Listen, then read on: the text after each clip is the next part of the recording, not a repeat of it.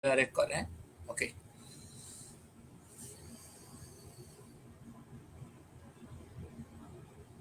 A'udzu billahi minasyaitonir rajim. Bismillahirrahmanirrahim. Assalamualaikum warahmatullahi wabarakatuh. Innal hamdalillah nahmaduhu wa nasta'inuhu wa nastahdihi wa nastaghfiruh wa natawakkalu alayhi wa nastaghfiruh. Asyhadu an la ilaha illallah wahdahu la syarika lah. Asyhadu anna sayyidana Muhammadan abduhu wa rasuluh. Allahumma shalli wa sallim وزد وبارك على سيدنا وحبيبنا محمد وعلى آله وصحبه والتابعين لهم بإحسان إلى يوم الدين. رب اشرح لي صدري ويسر لي أمري واحلل عقدة من لساني يفقهوا قولي. رب يسر ولا تعسر وتمم بالخير. ثم أما بعد. Alhamdulillah, petang ini sekali lagi kita dapat bersama dalam kuliah tafakuh kita ini, kuliah Miftahul Ilmi, ya, kunci kepada ilmu, anak kunci kepada ilmu. Dan hari ini kita dah masuk ke muka surat 76. Ini admin alihkan ke atas sikit. 76 itu yang bawah. Okey. Baik. Pada pertemuan terakhir minggu lepas dalam bahagian fiqh ini, bahagian ahkam taharah, kita telah sebutkan bagaimana cerita tentang orang yang baligh. Okey. Dan di sana ada alamat-alamat kepada seorang manusia yang baligh. Yang itu saya tidak mahu ulang. Okey, itu saudara-saudari boleh rujuk kepada apa yang telah kita pelajari pada minggu yang lepas. Cuma saya nak habiskan wa yajibu aidan, tu di tengah-tengah syashah, di tengah-tengah paparan. Wa yajibu aidan. Okey, so kita masih lagi berbicara tentang bagaimana asal kepada seorang anak itu, sama ada anak lelaki maupun anak perempuan, wajib ya memerintahkan anak-anak mereka yang sudah mumayyiz untuk melakukan perkara syariat yang zahir, seperti wudu, sembahyang, puasa dan beberapa perkara yang lain. Okey. Kemudian asal iaitu waliul amri kepada anak lelaki maupun perempuan yang sudah mumayyiz itu juga perlu mengajarkan kepada mereka tentang perkara-perkara yang daruri dalam agama, seperti memperkenalkan Nabi SAW. Nabi itu lahirnya di Mekah, diutuskan di Mekah, mati di Madinah, dikebumikan di Madinah, dan sebenarnya banyak perkara lagi yang berkaitan dengan perkara-perkara daruri dalam agama. Terutama masalah akidah lah. Allah itu Tuhan kita, Allah itu Maha Berkuasa, Allah itu wujud, ya. Allah itu qidam, Allah itu baqa, Allah itu mukhalafah lil hawadis. So itu benda-benda yang perlu disemai di dalam anak-anak kita, ya, seawal mereka mumayyiz. Okey. Supaya mereka biasa dengar dan mereka mula untuk cuba memahami. Budak-budak mumayyiz ni dia tak faham lagi benda-benda ilmiah sebegini. Cuma alal akal apabila kita perkenalkan, ya, otaknya biasa dengar, bersedia untuk cuba memahami. So apabila dia balik, dia dah boleh faham sikit-sikit. So dia akan mengerti apa yang diajar oleh waliul amri mereka kepada mereka. Okey, dia termasuk perkara ketuhanan, ya, perkara kenabian, dan termasuk juga perkara-perkara ghaibiyat, ya, percaya kepada malaikat, percaya kepada syurga, neraka, percaya kepada adanya nikmat, ya, dalam syurga, adanya azab dalam neraka. So kena ajar benda-benda macam tu. Okey. Baik. So disebutkan dalam kitab kita ini sebahagian sahaja kerana sesuai, ya, sebagai buku, sebagai kitab pemula bagi anak-anak. Kitab ni kitab anak-anak ni. Safinatun Najah ni kitab untuk anak-anak, peringkat kalau di pondok-pondok dibaca kepada budak-budak yang baru masuk pondok, budak-budak yang umurnya baru 10 tahun, 13 tahun, ya. So kita ni baca kitab ni dah nak kahwin, ya.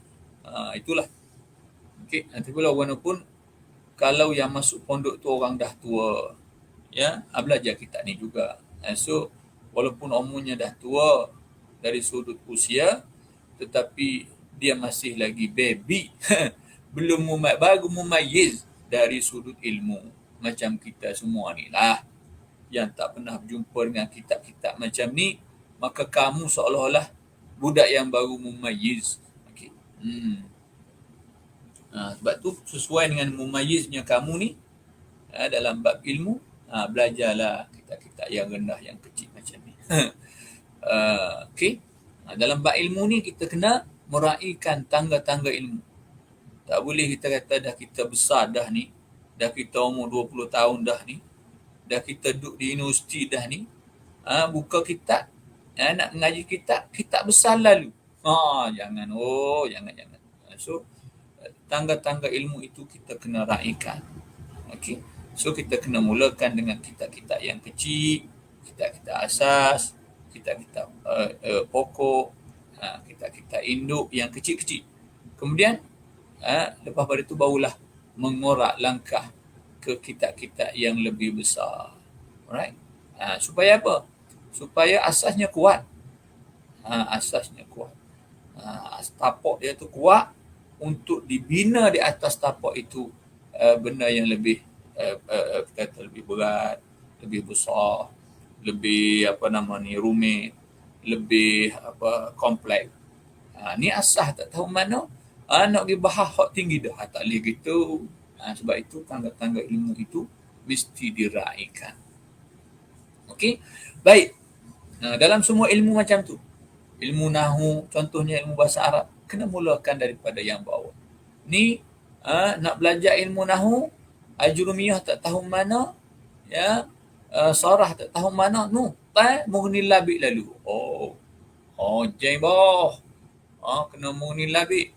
Pergi 2 kali, tak ada kitab 2 kali dengan tok guru, tak tahu tengah tepi, tak tahu naik jatuh, tak tahu kiri kanan, pakai tak pergi. Pakai 2 kali tu. Mughni labik tinggi boh. Anak sendiri nak baca pun takut. Kerana bahasa yang digunakan sangat tinggi. Baik. Ilmu-ilmu yang lain sama juga, macam ilmu fiqh. Kita nak pergi baca Iqna' lalu. Al-Iqna' fi hali al-fadhi Abi Syuja'. Dia syarah kepada matan Abi Syuja' saja, tapi dengan syarah yang sangat dengan syarah yang agak daqiq, menggunakan bahasa yang agak singkat. So dia sangat tinggi, ya, banding dengan kita yang kerti bahasa Arab sikit-sikit ini. So kita nak ngaji fiqh, Iqna' lalu.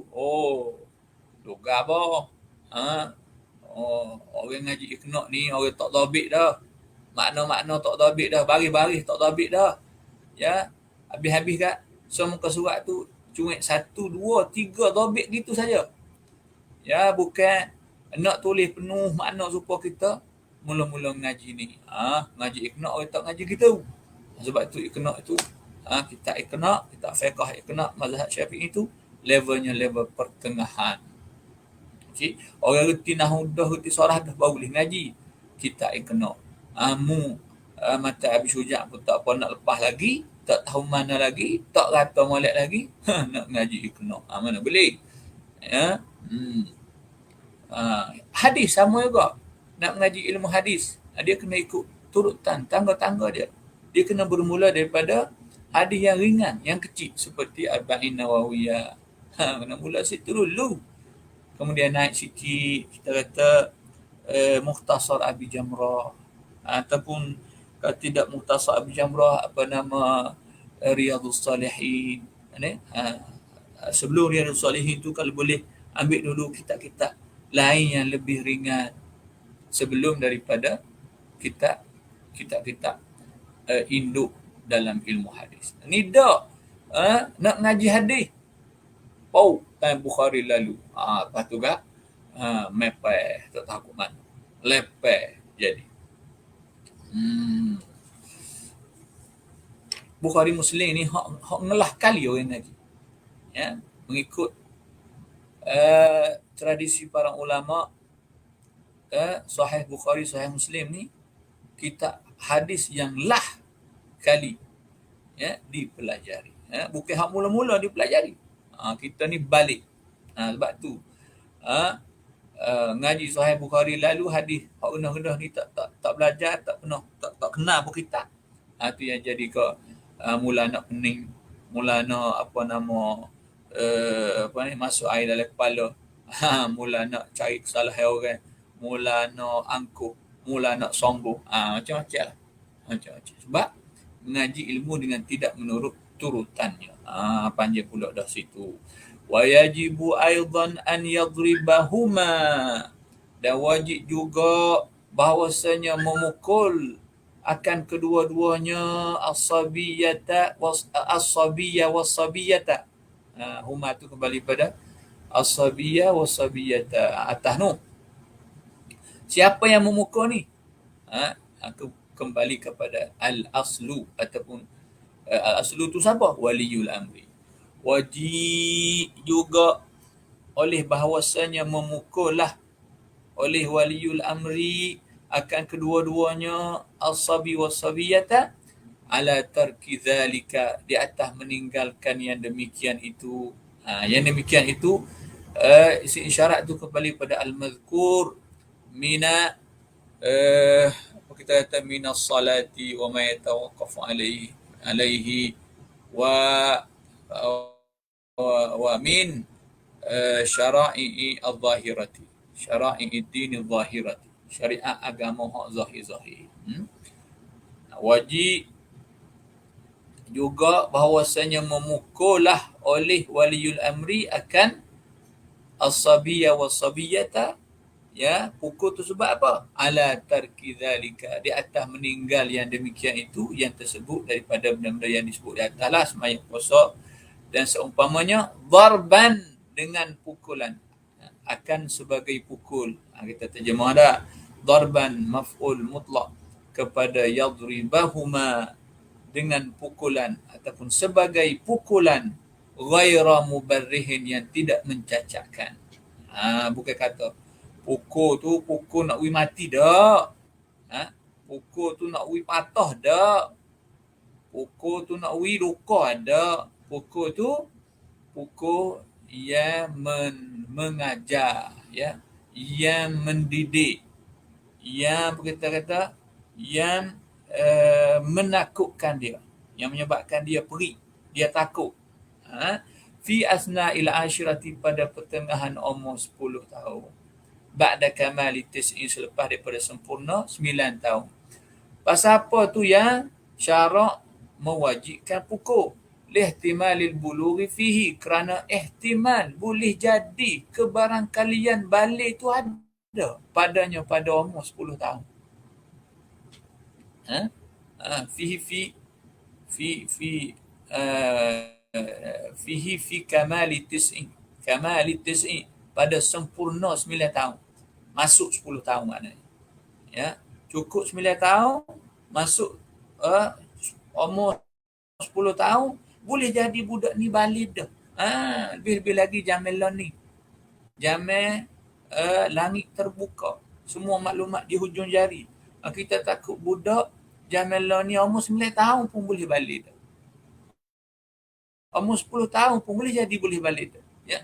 Pasal apa? Pasal hormon budak-budak Jamila ni boleh jadi cepat, ya, berlaku perubahan hormon dalam badan masing-masing, ya, kerana terkesan daripada macam-macam lah dunia terbuka tu, jalur lebar tu. Tak, pada TikTok mampus itu dah budak-budak Jamila ni. Pesih mata, bulak mata-mata tengok. Belenjo air liur, tubik air hidung, tubik belong kuk hidung. Ya, tengok TikTok. Budak-budak Jamila ni. Sebab tu apabila seorang budak itu cukup umur 9 tahun, masuk 10 tahun, ya, kalau tinggal perkara-perkara yang kita perintah supaya dia buat, sembahyang, puasa dan seumpamanya, maka syarak mewajibkan kita pukul. Kita katak anak kita. Okey? Boleh faham.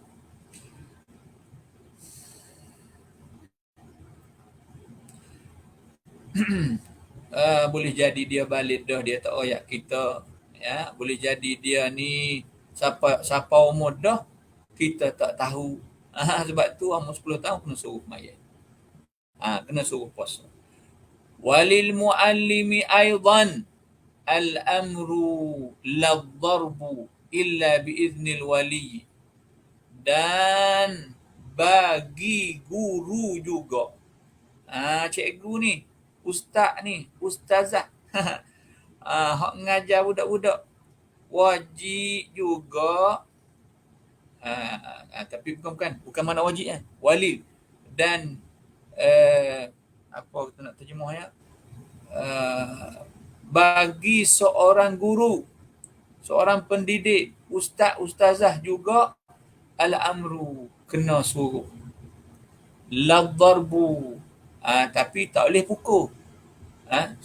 Suruh siapa? Suruh anak-anak tadilah as-sabiyya was-sabiyyata, kena suruh, tapi tak boleh pukul. Illa bidharbil wali, bidharbi pula dah. Illa biiznil wali, kecuali dengan izin wali. Wali ni lah, waliul amri saya sebutkan tadi. Ataupun biiznil al-asli, dengan izin waliul amri kepada budak-budak. So bagi seorang guru, pengajar, pendidik, ustaz, ustazah, dia kena suruh budak-budak hak umur 9 tahun masuk 10 tahun, ya, hak dia didik, hak ngaji kelas dia, hak dia duduk asuh, suruh untuk melakukan kefarduan, ya, syariat agama yang zahir. La dharbu, tapi tak boleh pukul. Illa biiznil wali, kecuali boleh pukul. Boleh juga pukul dengan izin daripada wali. Sebab tu orang zaman dulu dia hantar anak ngaji dengan tok guru, bukan sekat atar saja, bui piti sikit, bawa dengan puluk, bawa dengan air golek dak. Suruh nak pulak. Tok guru, anak hamba ni kalau tak jadi, kalau nakal, kalunya tak mengaji, kata. Pukul dia. Pukul. Ikutlah nak buat lagu mana. Jangan wi patah, jangan wi buta. Tu setengah-setengah orang tua. Giata ke tok guru, ayat ke tok guru, anak hamba ni ikutlah tok guru nak buat mana. Kalunya nakal, kalunya malah, kalunya tak erti. Tak. Jangan wi patah, jangan wi buta. Dua tu. Sebab patah buta ni payahlah nak hidup dalam dunia ni. Nak buat kerja secara payah. Buta mata, patah kaki, patah tangan. Tu payah nak buat kerja lah.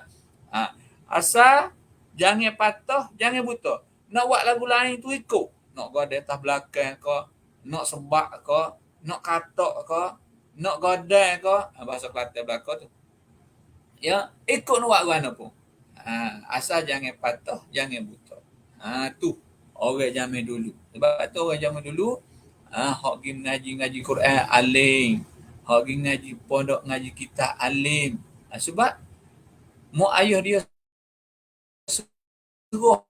sungguh kata guru. Dan Tok Guru kalau di pondok-pondok di ribat-ribat, ya, mereka benar-benar mengambil tanggungjawab mengajar. Bukan kata mengajar tu kerana duit, kerana dunia, kerana nak bersohor. Tak. Mereka benar-benar mengambil tanggungjawab untuk mendidik umat ini. Sebab tu tak pelik zaman dulu. Bahkan zaman lah ni pun ada lagi. Budak yang tercicir dalam pelajaran di sekolah tak boleh pergi mana dah. Atas pondok mokpok, atas pondok nyasuh kau Tok Guru. Duduk 5 tahun, duduk 10 tahun pondok, balik kampung boleh baca kitab. Kitab Arab. Bukan boleh baca buku biasa ni, kitab Arab boh. Boleh jadi tu apa? Tu imam, boleh jadi boleh mengajar kitab. Dan seumpamanya. Padahal dia awalnya budak yang tercicir dalam pelajaran. Ni kita nak tengok molek kita ni. Kita ni orang-orang yang terpilih. Budak-budak yang cerdik. Boleh masuk universiti. Universiti pula universiti terbaik di Malaysia. Kalau kelik ngaji 4 tahun ni, kelik tak boleh baca kitab, tak boleh jadi tok imam, bertiah ngaji. Tak. Baik pergi masuk pondok. Tak. Tu sungguh. Ya. Ni benda betul. Malu mu ke, saing-saing mu, hak tercicir dalam pelajaran, tapi tercicir pun dia masuk pondok lah. Tu nak sebut bahawasanya bagaimana Tok Guru di pondok-pondok mengambil tanggungjawab, mengasuh, mendidik, menterbiah. Tak serupa kami di universiti ni. Kami tak peduli sangat. Kamu nak pandai ke tak pandai ke, itu mu punya pasal lah. Mu rajin, paksa. Mu tak rajin, tu mu aku bubuh markah ya.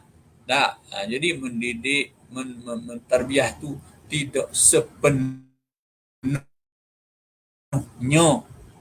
Right? Kalau tengok budak, anak-anak murid kita berjaya, suka. Kawan belum ajar tu, Allah buat kita. Dia jadilah betul. Ya. Kalau anak-anak murid kita tak berjaya, aku ayat dah mula tak kat lagi dah. Ya gitu. Tuk Guru pondok, dak, bukan lagu tu. Kita ni boleh gaji, relax. Sedap. Akhir bulan mepeh. Gitu kita. Tuk Guru mengajar dengan penuh keikhlasan, ya, tidak menghendaki akan ke habuan dunia. Mereka benar-benar ikhlas mendidik dan mengajar. Sebab itulah keberkatan daripada keikhlasan itulah menyebabkan lahirnya anak-anak murid yang pandai dan berguna kepada Islam dan muslimin. Allah, doa yang lain. Apabila nak habis kitab ni pula dah walil muallimi aidan, bagi seorang guru juga al-amru mubtada muakhar.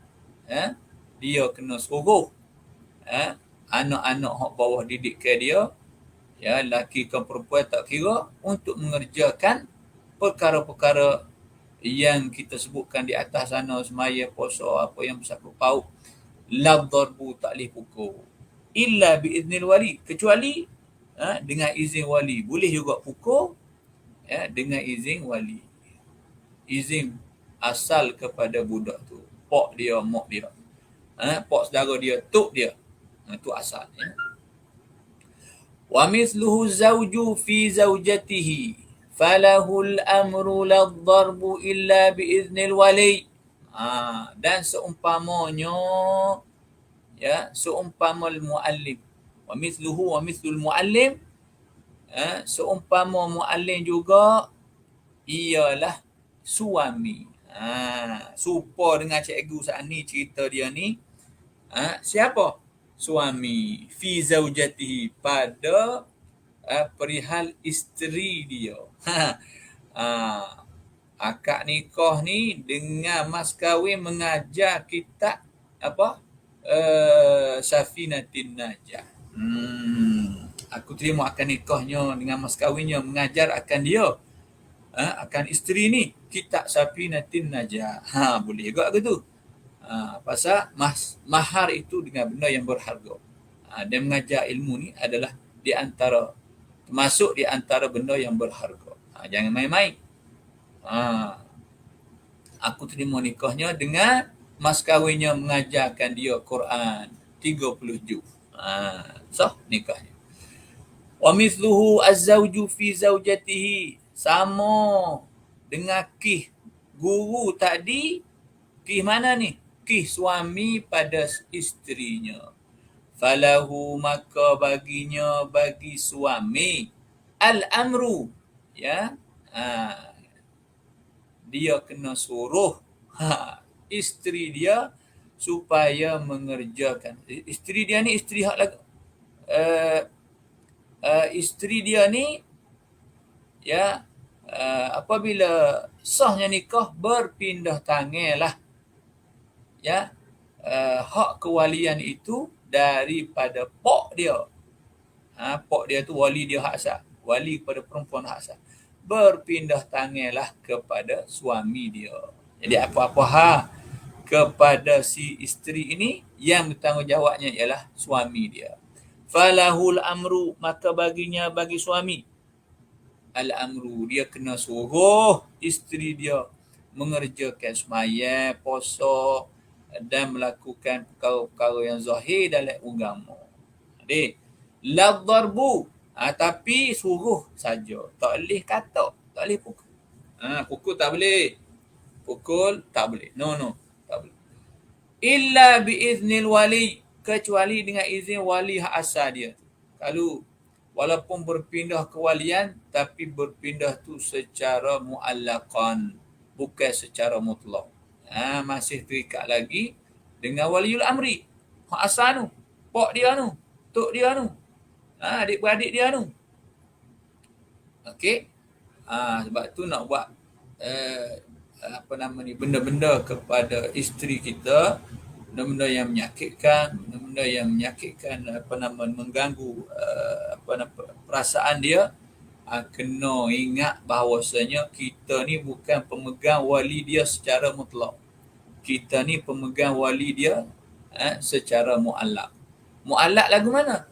Selagi dia jadi isteri kita. Apabila terbubarnya perkahwinan, contoh, maka kembalilah kewalian itu kepada pok dia, tok dia sebagai wali yang mujbir, ataupun adik-beradik dia, pok saudara dia, dan seterusnya lah, mengikut martabat aulia. Okey. Falahul amru, maka bagi suaminya al-amru, dia kena suruh isterinya supaya melakukan perkara-perkara agama yang zahir tadi. La darbu, suruh, sekat suruh saja, tak boleh pukul. Illa biiznil wali, kecuali boleh juga pukul dengan izin wali hak asal. Oleh kerana bab pukul ni dia bersabit dengan sakit, dia bersabit dengan menyentuh anggota, ya, secara menyakiti, maka dia kena minta izin, dia kena dapat izin daripada waliul amr. Okey. So tak boleh mentah dia, bini kita menikah mula, pok dia suruh kita belaka dah, dalam majlis kahwin siap tiap tangis lagi, kecek dengan mikrofon. Wahai dah, wahai menantuku, aku serahkan anakku. Jerit dah. Walaupun begitu, itu wayang gambar saja untuk masuk dalam video, nak buat video saja, ya. Kerana pada hakikatnya dari sudut syarak, wali mutlak itu masih ada lagi dalam perkara-perkara yang besar, seperti dalam bab nusyuz, kena bicara balik. Kalau balah suami isteri, kena bicara balik dengan wali. Kena bicara balik dengan wali. So sehingga Quran kata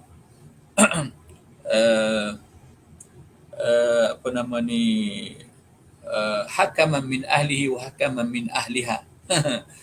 Kena hatta wakil daripada waliul amri sebelah lelaki, waliul amri sebelah perempuan untuk bicara, ya, apabila rumah tangga berada dalam keretakan. Okey. Waliul amri, ibu bapa itu ataupun bapa lah secara khususnya, itu masih ada lagi walaupun anak tina dia ni sudah jadi milik orang. Okey, boleh faham Wasiwaku kasalati fil amri wadhabi. Dan siwak itu dalam agama, penting siwak ni siapa gini mau ni. Siwak tu apa? Gosok gigi. Abah zaman kita lah ni. Sebelum mari gosok gigi, orang panggil asiwaku bil ma'jun. Gosok gigi guna ma'jun. Guna ubat gigi. Ni ada khilaf di kalangan para ulama kontemporari. Apakah gosok gigi kita pagi-pagi, malam-malam nak tidur tu menepati siwak yang disunnahkan ataupun tidak, itu ada khilaf. Ada khilaf. Jadi siwak hak benar-benarnya ialah siwak yang menggunakan kayu ataupun lidi ataupun seumpamanya, dengan menggosoknya ataupun menggosok-gosoknya pada gigi. Okey, itu siwak. Jadi wasiwaku kasalati, dan siwak itu sama seperti semayang, sama seperti solat. Fil amri wadhabi, pada perintah dan pokok. Maknanya waliul amri kena suruh seorang budak yang sudah mumayyiz untuk bersiwak. Dia umur 8 tahun, 9 tahun, 10 tahun, kena suruh dia gosok gigi. Kalau dia masuk umur 10 tahun, tak gosok gigi lagi, contohnya, ataupun payah nak gosok gigi, tak pandai dengan suruh dia, tak cara, dia tak peduli, boleh katak dia. Kis tak gosok gigi. Jangan main-main buat tak gosok gigi ni. Okey? Saya tahu saya ada anak ramai, payah susahnya nak suruh gosok gigi. Suruh mayang mudah lagi. Suruh gosok gigi, ya Allah, punya payah. Gosok gigi tuan-tuan yang mulia. Kita beli beruh gigi hak ada, megai dia tu kereta. Ada apa dia ni? Ada permainan. Sekali dua tu dia gosok gigi. Lepas tu dia buat gosok belakang. Dia buat gosok mana dia buat gosok kain baju dia buat gosok tubuh badan dia buat gosok atas latar, dia buat gosok benda-benda mana dia bulu cuma habis. Tahu, beli hak lain pula. Lepas tu gigi budak-budak tak boleh beli hak mahal, dia kena beli hak kedai RM2 sahaja. RM2. Sebab apa? Tak ada 2 lik, tak ada berapa kali guna, tak tahu mana. Itulah buruh gigi. Kalau beli hak RM12, lepas apa? RM12 sepotong, kena 2 hari lah, RM12 pula. Tu kalau gitu, mepeh pokmu. Alright? Wasiwaku kasalati fil amri wadhabi. Wa hikmatu dhalika at-tamrinu 'ala al-ibadat liya'tadaha. Dan hikmah demikian itu, hikmah pada suruh dan juga pukul anak-anak yang sudah mumayyiz, cukup 10 tahun, cukup 9 tahun masuk 10 tahun, kena pukul untuk melakukan perkara-perkara yang kita kata syariat agama yang zahir ni. Apa tujuannya? Apa hikmahnya? At-tamrinu 'alal ibadati, latihan di atas mengerjakan ibadat, liya'tadaha, supaya menjadi kebiasaan kepada anak-anak. Supaya biasa anak-anak itu akan ibadat. Liya'tadaha. Patut dia kata liya'tadaha, supaya menjadi kebiasaanlah kedua-duanya, as-sabiyyu was-sabiyatu. Tak apalah dia rujuk pada seorang pun kena kepada dua-dua juga. Liya'tadaha, supaya menjadi kebiasaanlah oleh kedua-duanya, oleh oleh anak-anak yang sudah mumayyiz tadi, akannya akan ibadah. Okey. So kita yang sebagai waliul amri disuruh oleh agama untuk perintah anak-anak kita, semayanya, puasanya, ya, dan suruh pukul apabila cukup umur 10 tahun. Bukan cukup 10 tahun, cukup 9 tahun masuk 10 tahun. Supaya apa tu? Supaya dia terbiasa, ya, dengan program-program agama dalam kehidupan dia. Sehari-hari ni dia kena ingat dah bahawasanya cerah pagi subuh. Tak ada cerah hari, maya subuh. Okey. Kemudian Zuhur nak maya pula, Asar maya pula, Maghrib Isyak semaya. Okey. Masuk bulan Ramadan nak puasa. Tak boleh tinggal. Apabila mari ke farduan tu, farduan ni apa yang bersangkut paut dengan dia orang, dia kena buat. Dia ajar dengan makruf dan dia ajar mengenali yang mungkar supaya dia boleh meninggalkan perkara-perkara mungkar. Benda ni dosa ni benda ni tak baik, benda ni Tuhan marah, benda ni Nabi benci. Kena ajar benda-benda tu. Okey. Fala yatrukaha, insya-Allah taala, maka dia tidak akan meninggalkan ibadah.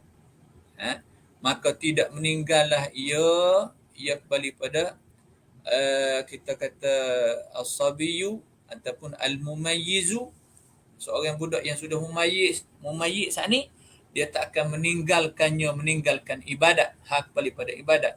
Insya-Allah, itu doa kita panggil sekira menghendak oleh Allah Taala. Itu kita panggil khabariyatul lafzi, insyaiyatul makna. Insya-Allah. Ataupun kita katakan insya-Allah tu litabarruki bi masyiatillah subhanahu wa ta'ala. Kita ucap insya-Allah untuk bertabarruk dengan masyiatillah ataupun iradatillah subhanahu wa ta'ala. Okey. Habislah situ. Siapa ada soalan sekitar benda ni, boleh angkatkan soalan lepas ni. Wa'lam, nak habiskan sikit lagi. Annahu yajibu 'alal aba'i wal ummahati 'ala sabili fardil kifayati ta'limu auladihim at-taharata was-salata wa syair asy-syara'i. Dan ketahui olehmu bahawasanya annahu kita panggil dhamir al-hal wa sya'n. Okay? Dia tak kembali ke mana-mana. Tak ada kata kembali ke mana-mana lah. Rujuk, tak ada rujuk dhamir ke mana-mana. Kita panggil al-hal wa sya'n. Dhamir hal wa sya'n. Wa'lam, ketahui olehmu wahai penuntut ilmu, annahu bahawasanya yajibu 'alal aba'i wal ummahati, wajib ke atas ibu bapa, ala sabili fardil kifayati, di atas jalan fardu kifayah, maknanya bukan jalan fardu ain. Ta'limu auladihim, wajib apa? Oleh mengajarkan anak-anak mereka. Ta'limu fa'il kepada yajibu. Alright. Kemudian jumlah annahu yajibu, jumlah semua sekali tu jadi maf'ul kepada i'lam, ketahui olehmu akan bahawasanya. Tu fi mahalli an-nasbi maf'ul bih, maf'ul kepada i'lam. Tu kena tahulah benda-benda nahwu macam ni, supaya luas ilmu kita, tahqiq ilmu kita, ya. Ta'limu auladihim, mengajarkan anak-anak mereka itu at-taharata wa salata wa sa'ir syara'i.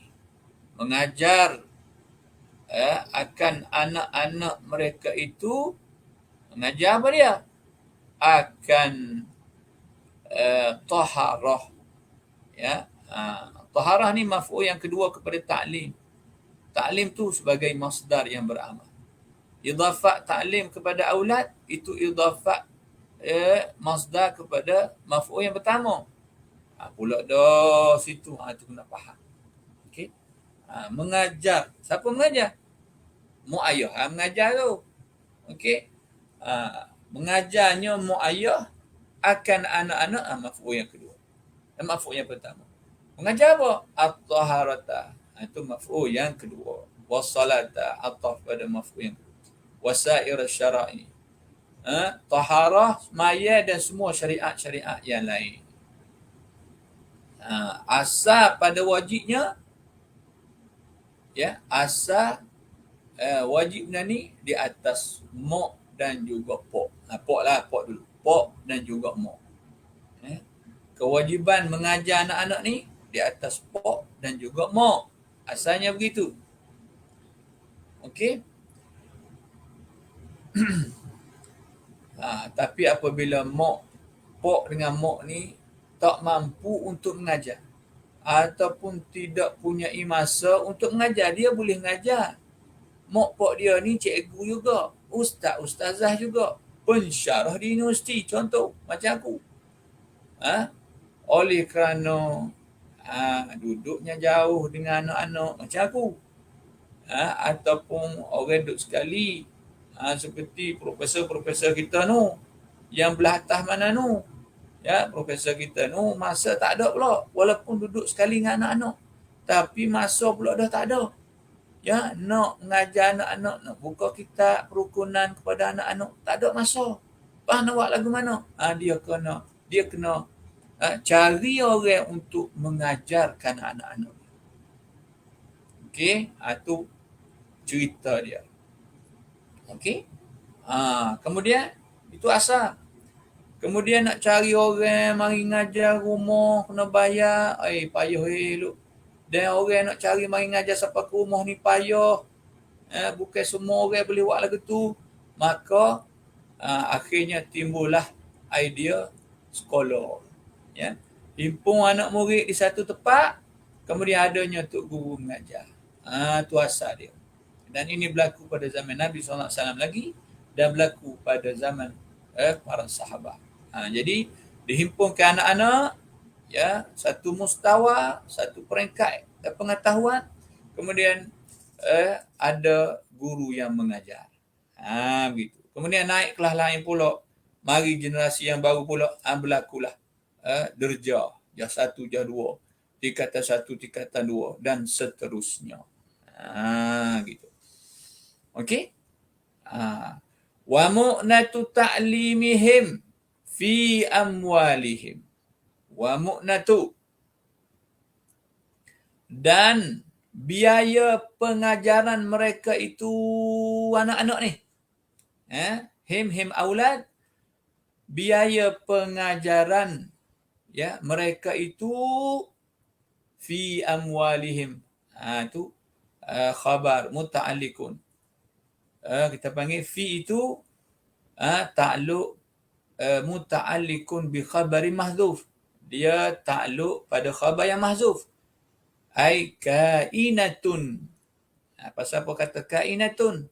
Kerana mu'natun tu mu'annas. Mu'natu ta'limihim kainatun fi amwalihim. Pasal apa kita pergi takdirkan kainatun? Kerana dalam kaedah nahunya begitu. Nawina makna kainin awistaqar. Itu sebagaimana dalam matan Alfiyah Ibnu Malik. Niatkan bahawasanya kita takdirkan kainun au istaqar, ya. So istaqar pun boleh juga, mustaqirratun. Cuma kita ambil hak mudah, kainatun. Wa mu'natu ta'limihim, dan biaya mengajar mereka itu, kainatun adalah fi amwalihim, pada harta mereka sendiri. Harta budak tu harta budak-budak tu. Harta budak, kita ambil harta anak kita. Kalau dia ada harta. In kana lahum malun. Sekiranya, inil ghayah, sekiranya adalah bagi mereka itu, bagi aulad, malun, harta. Sebab tu kita kena sedar diri, kita hidup belajar ni, kita belajar ni sepatutnya guna harta kita. Okay? Bukan guna harta mak ayah kita. Apa yang berlaku kita hari ni, ya, kita belajar ni dengan muka tak malu ambil harta mak ayah kita. So kalau kita tak ada duit, tak ada belanja, Kita diam-diam saja. Jangan minta daripada mak ayah kita. Okey. Yang wajib ke atas mak ayah kita ialah nafkah, makan minum, tempat tinggal, pakaian, itu saja. Adapun nafkah untuk belajar siapa pandai, ya, siapa ke jadi guru, jadi kaki tangan kerjaan, ada boleh buka syarikat, boleh buka kedai, boleh buka perniagaan sendiri. Tu bukan menjadi tanggungjawab mak ayah. Itu asal. Tapi walaupun syarak kita ni tidaklah kata kerah sampai gitu sekali.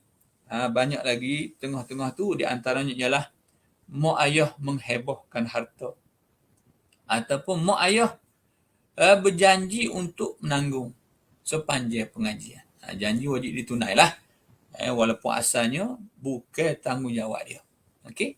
Jadi belanja mengajar budak-budak ni, anak-anak ni, fi amwalihim, adalah pada harta mereka itu, in kana lahum malun, sekiranya bagi mereka itu ada harta. Fa in lam yakun fa fi mali abaihim, maka sekiranya tidak ada bagi mereka itu, wa in lam yakun lahum malun. Ayat gitu. Sekiranya tidak adalah bagi mereka itu, bagi budak-budak ni, bagi aulad ini harta, tak ada harta. Fa fi mali abaihim, maka bolehlah ambil daripada harta mak ayah. Kena tengok harta kita dulu. Kalau tak ada, kita diam-diam, barulah kita usar-usar mak ayah kita. Tak boleh kata harta kita ada, kita simpan pula ada hak kita. Harta kita simpan. Ya, kita kumpul daripada kecil. Setiap kali hari raya kita dapat 1,000, 2,000, contoh kan, 100, 200 kita duduk simpan daripada kecil, simpan, kita ada harta banyak terkumpul 10K, mana ada kan, 5K, 2K, 3K. Masa nak pergi belajar, kita simpan hak kita ni, kita minta dengan mak ayah kita. Itu tak kena. Hak sebaiknya kita kena kata, mak ayah ni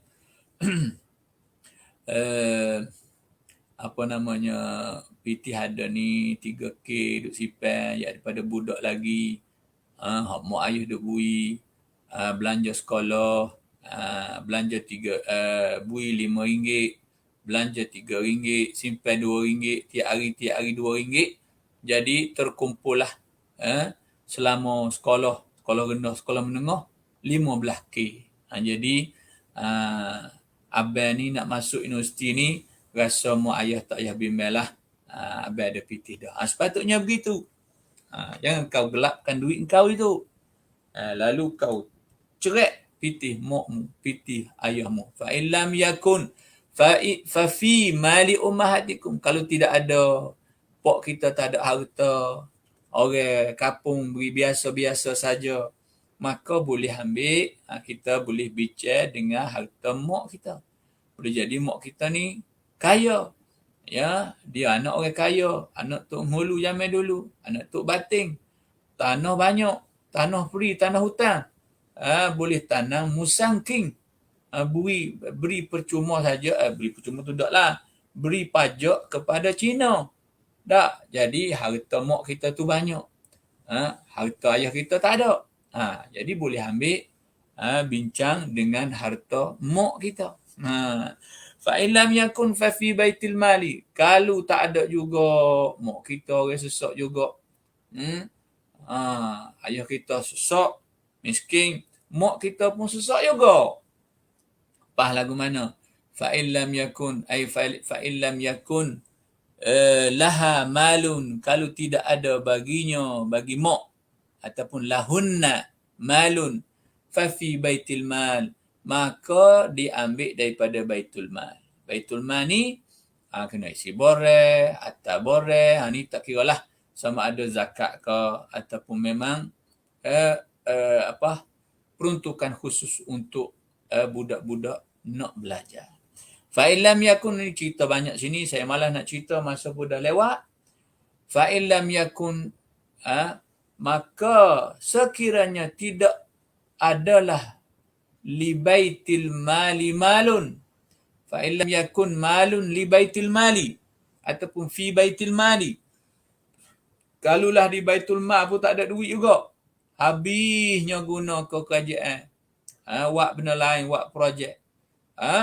Sehingga tak ada untuk peruntukan anak-anak untuk belajar ke ataupun untuk urusan-urusan yang lain.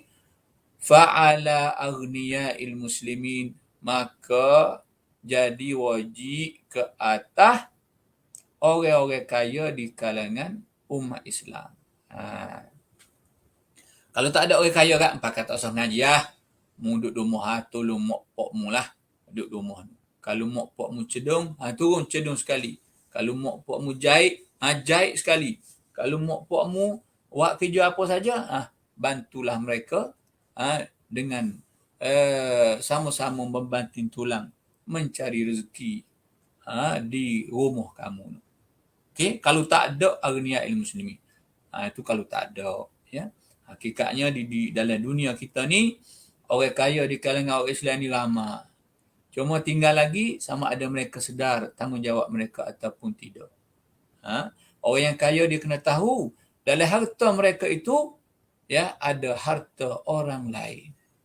Ada harta orang lain. Min masakinil muslimin ataupun min ibni sabil ataupun daripada muhtaji, mas'ulin, ya. Bukan mas'ulin, as-sa'ilin. Salah sebut. As-sa'ilin, orang yang memerlukan. Okey. So inilah cerita kita pada hari ini. Cerita tentang kewajiban waliul amri terhadap anak-anak mereka, dan kewajiban itu kalau tidak mampu ditunaikan oleh waliul amri, ada lagi pihak-pihak lain yang boleh diharapkan dalam Islam ini, ya, untuk mendapatkan pertolongan bagi menyelesaikan satu kes yang sangat besar dari agama ni, iaitu memberi pendidikan kepada anak-anak. Alal aqal, paling-paling kurangnya untuk melepaskan fardu ain. Okey, melepaskan fardu ain anak-anak, supaya anak-anak ni ketika mumayyiz dia dah kenal Allah Taala. Ketika mumayyiz dia tahu tanggungjawab dia sebagai seorang muslim, sebagai persediaan untuk balik. Itu cerita kita petang ini. Wallahu a'lam bissawab. Kalau ada soalan boleh kita raikan satu dua. Silakan. Tak ada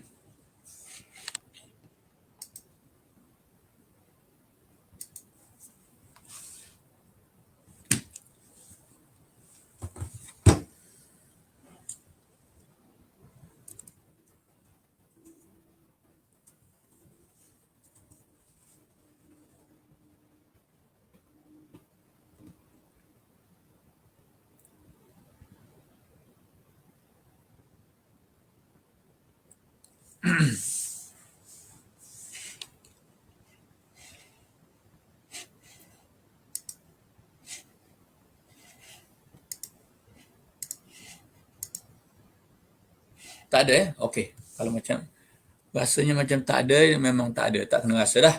Memang tak ada dah tu. Okey, kalau tak ada kak, alhamdulillah. Tak ada soalan ni suatu nikmat tau. Kalau tidak jenuh kita nak menjawab. Dan jawapan itu adalah satu pertanggungjawaban. Tu kena tahu. Baik. Setakat inilah kelas kita pada hari ini. Moga kita bertemu lagi di kesempatan-kesempatan yang akan datang. Minggu depan kita cuti. Betul lah. So kita rehat dulu. Kita akan sambung balik lepas cuti nanti insya-Allah. Wallahu a'lam bissawab. Wa ilaihil marji'u wal ma'ab. Wa sallallahu ala sayyidina Muhammad wa ala alihi wa sahbihi wa baraka wa sallam. Walhamdulillahi rabbil alamin. Assalamualaikum warahmatullahi wabarakatuh.